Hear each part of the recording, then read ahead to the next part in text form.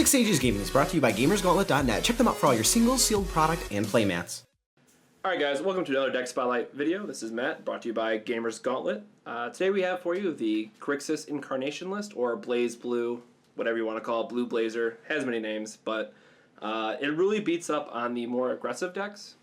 It really uses the Rasputin, Cheshire Cats, all your low drop resonators to go into an Adam Broly or a Nartheltep. Getting to take a card out of their hand is very, very strong.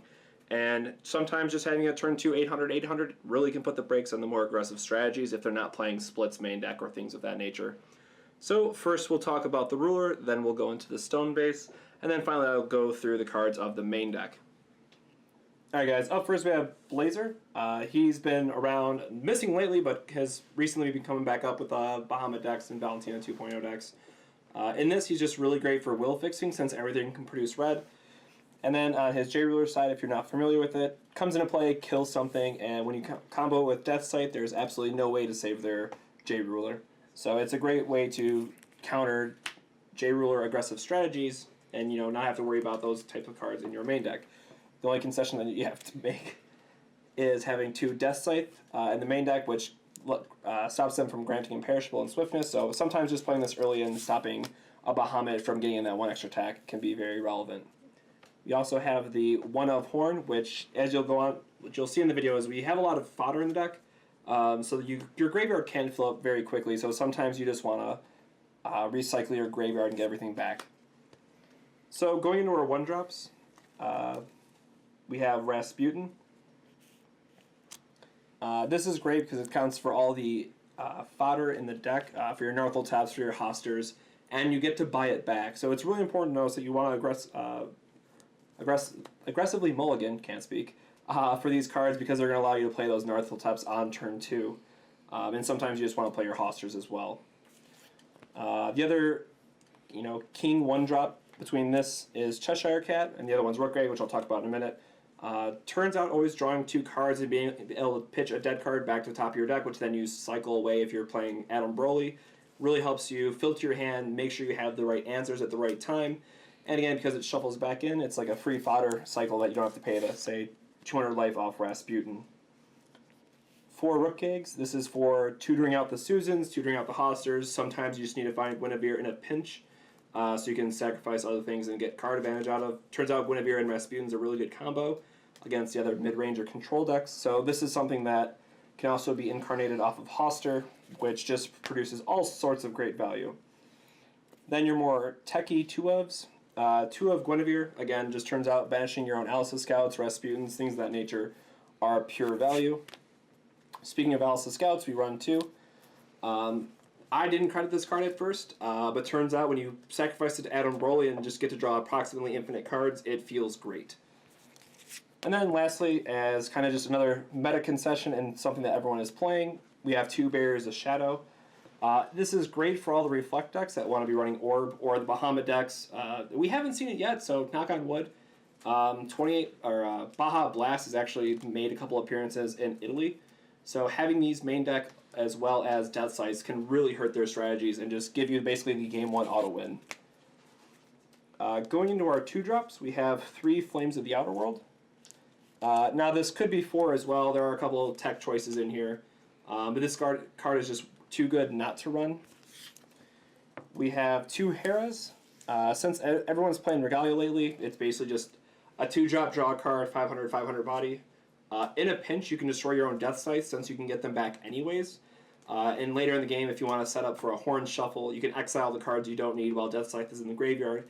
That way you're going to reduce your deck and have just a higher density of threats on the recycle. And then one of Glimpse of Kaguya, since everyone's either playing God Arts or activated abilities, this card is somehow relevantly a main deckable card now, so that's something to look out for and maybe include more in your sideboard.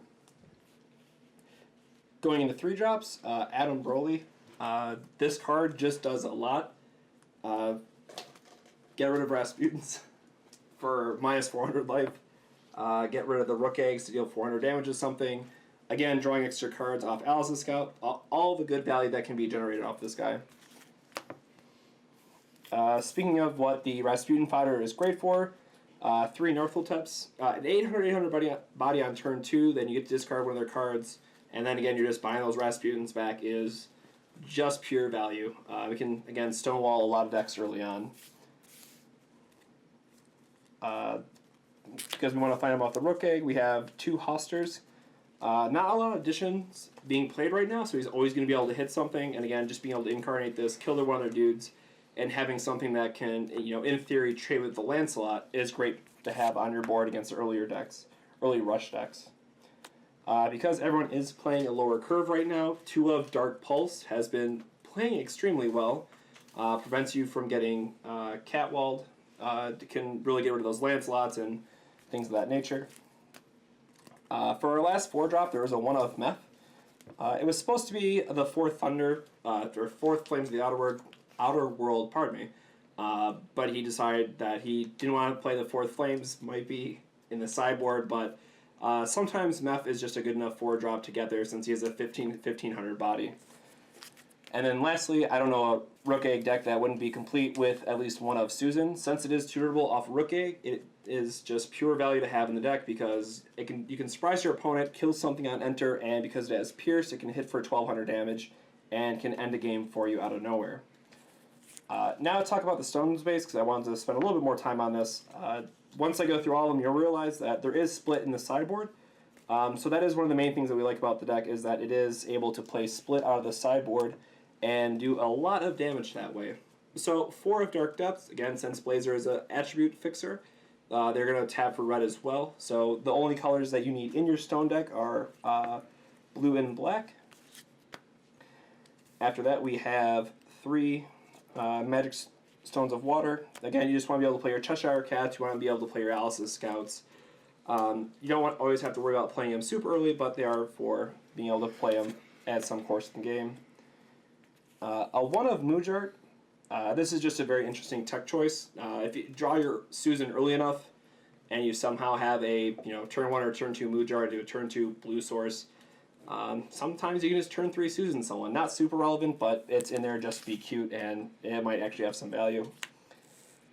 Pure Stone, being able to pump your Narthotaps to a 1000 body can be very relevant and help you push through other Hamblins, or as you saw in our dual series video. Things of that nature. And again, if you use it in your recovery step, then use it in your main phase, you can pump something a total of 400, which can really help accelerate your aggressive plan.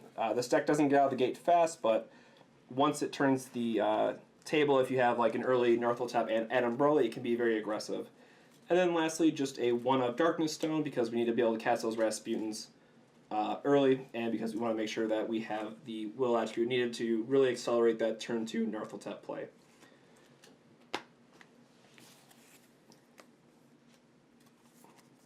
So, going into the sideboard, since 2 of these aren't oversleeved, since this is a complete deck, 2 Rapid Decay. Again, it's great for just killing Lancelots, or any other aggressive decks you kind of want to be bringing this in. Against Tinkerbells, it can be great as well.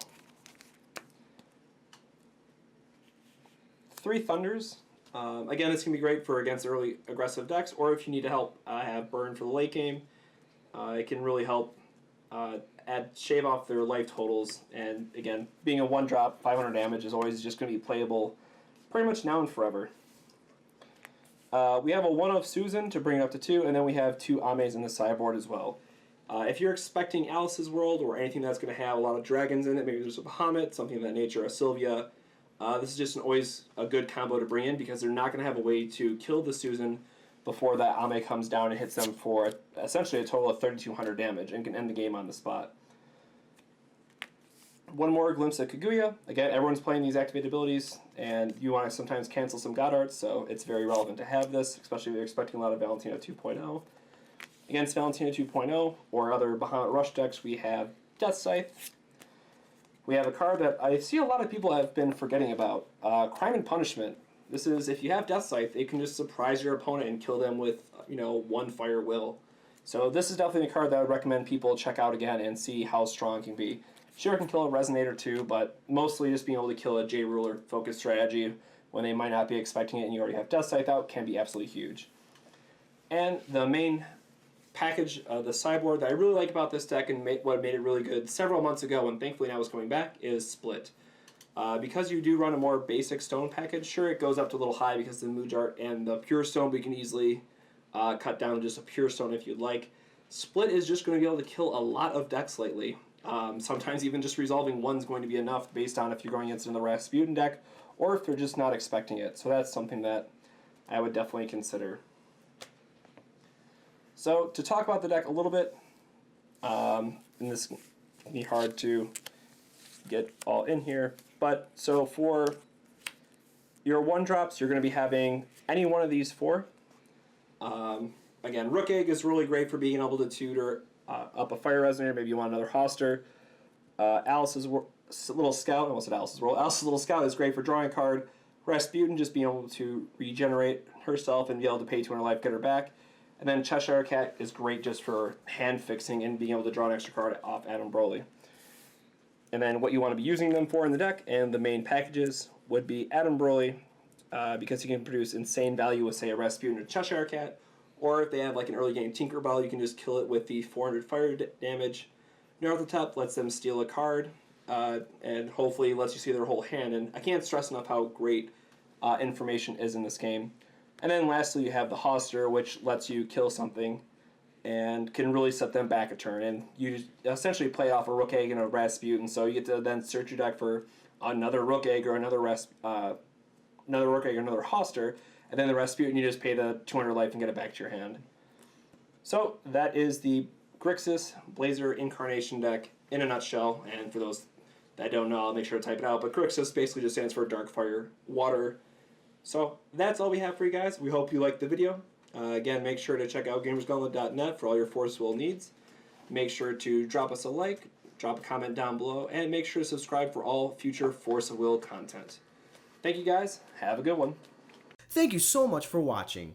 Be sure to hit that like button and leave us a comment with what you thought of the video. Don't forget to subscribe to Six Sage Gaming and check out some of the deck spotlights, duel series, and Force of Community videos that are already on the channel. We also have a Facebook and a Twitter, so feel free to find us there. Lastly, if you have a deck that you would like featured in a video, be sure to drop us a comment below. Until next time, take it easy.